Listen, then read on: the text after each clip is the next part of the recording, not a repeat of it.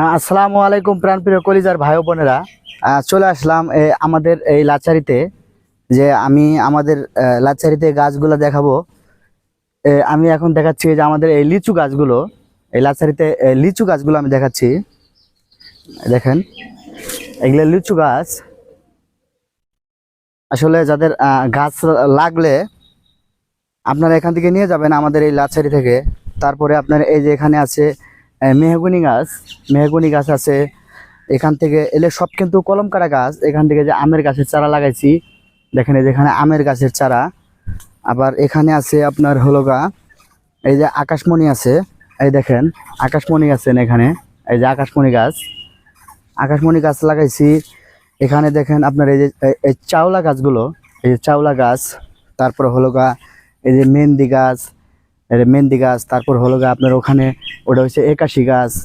তারপরে আপনার আমি ওদিকে ঘুরে ঘুরে দেখাবো আপনাদেরকে। আমি আপনাদেরকে দেখাচ্ছি এদিকে। এই সাইডে আলাদা করছি, এই সাইড থেকে দেখাবো। যে বড় লিচু গাছ, এই যে আমের গাছগুলো, এগুলো কিন্তু সবই আমের গাছ।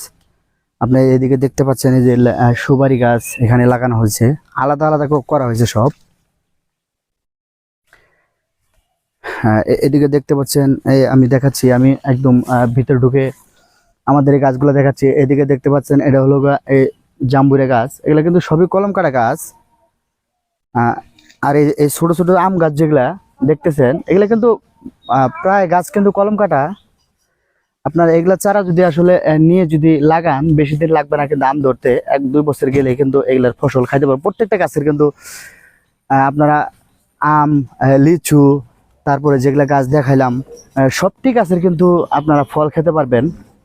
তো আসলে আমাদের এই লাচারি থেকে আমি যে গাছগুলো দেখালাম, আপনারা যাদের গাছ লাগবে আসবেন ইনশাল্লাহ। আমাদের এখান থেকে গাছগুলো নিয়ে যেতে পারবেন, কোনো সমস্যা নাই।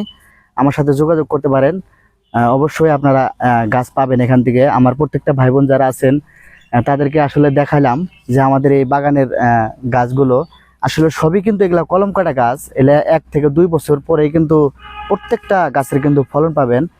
তে সবাই ভিডিওটা দেখলেন, বেশি বেশি করে দেখবেন, বেশি বেশি করে শেয়ার করে দিবেন, মেনশন করে দিবেন। আলহামদুলিল্লাহ।